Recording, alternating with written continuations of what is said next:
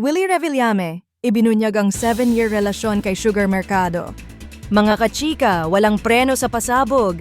Diretsahang nangainamin ni Kuya Will ang matagal ng usap-usapang relasyon nila ng dating co-host at SB dancer na si Sugar Mercado.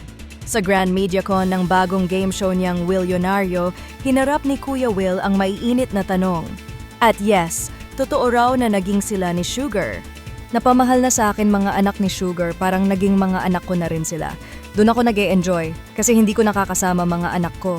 Parang naging happy ako nung makasama ko ang mga anak niya, sabi ni Kuya Will. Yun bang parang nangulila ako sa mga anak ko? Alam naman ng mga anak ko yan. Hindi naman selosa mga anak ko, nakita nila naging masaya ako, dagdag pa niya. At sa usaping respeto, wala raw dahilan para itanggi ang naging relasyon. Okay lang yon, tsaka hindi mo dapat dinedenay naging karelasyon mo, kawawa naman yung babae. Hindi ako ganong klaseng tao, lantad ni Kuya Will. Ano sa tingin nyo mga kachika? Dapat bang ibinabahagi sa publiko ang mga ganitong private na kwento kapag totoo naman ang intensyon?